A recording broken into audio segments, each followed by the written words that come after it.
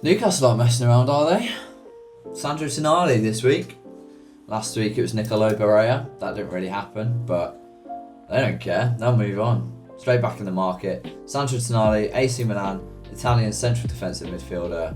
On his way to Newcastle, our kid Fabrizio Romano reporting that personal centre agreed. Obviously Newcastle have the money, spending big money on him, but it looks like it's going to be a great signing. Yeah, let's see how he fits into that Newcastle side and dive into a bit of what Tonali is like as a player. So obviously, he's been likened to Andrea Pirlo. Not only do they look the same, they play the same.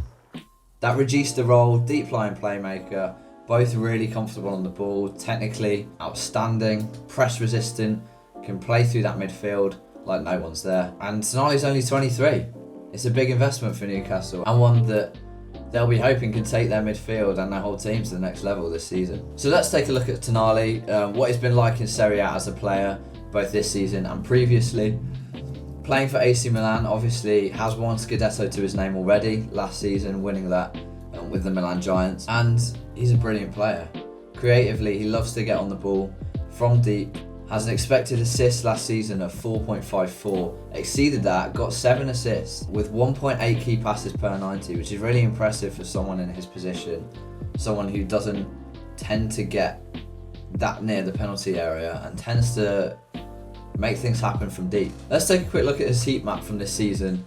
As you can see, he tends to get all over the pitch, doesn't really get near the penalty area, as we can see, and likes to dictate the play from deeper, likes to pick up the ball in the centre of the park and then release the players in front of him to go and do their thing. He has that ability to really play on the half turn, beating men in the middle of the park. As we can see, he's resistant to that press and he loves a pass. He loves a long ball, a slotted ball in behind, out wide to one of the attacking players. They don't always come off. They haven't come off 100% of the time this season, but when they do, they are a thing of beauty. Just go on YouTube, check out his highlights from his passing, and you'll see both at Brescia, his first club, and at Milan.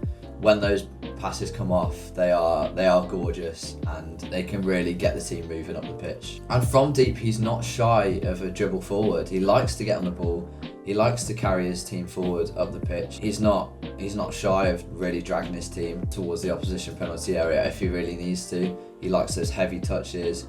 Elegantly can really glide past players in a Pirlo fashion. It's clear to see those similarities and comparisons between the two. But defensively he's sound as well, and I think that's where Newcastle will really be looking for him to flourish a lot more next season. This year he's played in the double pivot with Krunic. His average position has been higher up most of the time than Krunic, who sits a bit deeper, which has given Tonali a bit more freedom. Whether he'll get that same freedom next year at Newcastle, it's hard to tell, but he is responsible defensively as well. He averages 1.9 tackles per game, which is really impressive. Only has 1 error leading to a shot all season.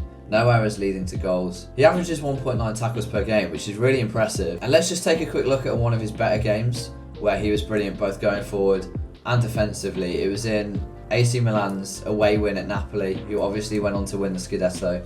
They beat the Naples side 4-0.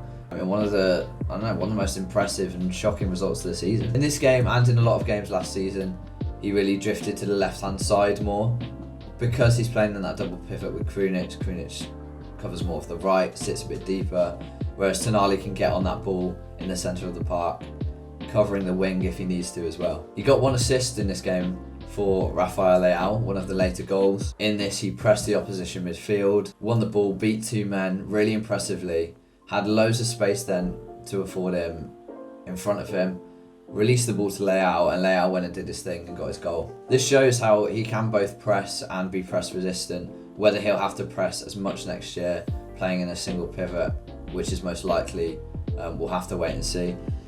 But he has that real technical ability as well as defensive ability. Technically, he's great. He only has 1 error leading to a shot all season. Obviously, no errors leading to goals. But looking back on this game, defensively, he was brilliant as well, despite having Krunic next to him.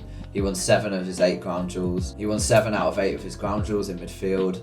Won 5 tackles in that game, which is ridiculous. 2 clearances, 2 blocks, and yeah, just really did well defensively for his side. He really proved that he is a deep line playmaker, getting on the ball early on in the phase, starting the attacks, starting that transition, to get his team up the pitch as well. And he was absolutely brilliant in allowing those attacking players to go and do their own thing. He's one who will do a bit of the dirty work, get the ball moving early on, and then just release it to those attacking 4 or 5 players and just let them do their thing creatively. So how will this work at Newcastle? Well, I think what most people think is that he'll play as that single pivot, which is where Newcastle are looking to improve this summer, and they obviously will if they pick up Tonali. He played in that single pivot at Brescia before, and both in Serie B and Serie A was brilliant at getting on the ball on the half turn, in the transition, and getting his team moving, but also brilliant defensively, which is where he's going to be crucial if Newcastle are to keep up their form next season. If he picks up those defensive responsibilities, then it really allows Bruno Guimaraes to move up the pitch and have a lot more freedom creatively and going forward. Something that I don't think we really expected from Bruno when he first came in. Expected a bit more defensive solidity, which he does have, but I don't think anyone expected him to get forward as much as he has. And with Tonali in that position just behind him, it really gives him that freedom. And he could get some numbers next year with Tonali sitting in that midfield alongside him. But I can also see it working really well in the double pivot if they need to. Perhaps if they're looking to be a bit more defensive, if they're having less of the ball, them two in a double pivot off the ball can really work. I think if one of them wins it back in midfield, which Tonali tends to do, then the other player can sit back and cover for them, because they're both solid defensively but both great at getting forward and can both really travel up that pitch. If they get that chemistry early on and really work well together, you can see it being a really free-flowing midfield next season for Newcastle, and one that a lot of teams are going to fear. I think this transfer really has the ability to transform Newcastle's midfield, really take it to the next level, particularly if they want to compete in the Champions League as well. Tonali playing alongside Bruno Guimaraes, alongside Joe Linton, linking up with the wide players as he has done with the likes of Leao at Milan, and winning the ball, turning on the half turn, giving it to players in front of him to go and do their thing. That can really work well for Newcastle next season. And it's just a key signing for the long term as well. If they want to stay in the top 4, not only next season but in the future, this is crucial. They're 3 really young and hungry midfielders who are yet to hit their prime. Tonali's only 23. And with the development we've seen from Newcastle players under Eddie Howe, the sky's the limit for Tonali. He can really kick on and become one of the best midfielders in this league. So how do you see this transfer working out? Do you see him really taking Newcastle to that next level?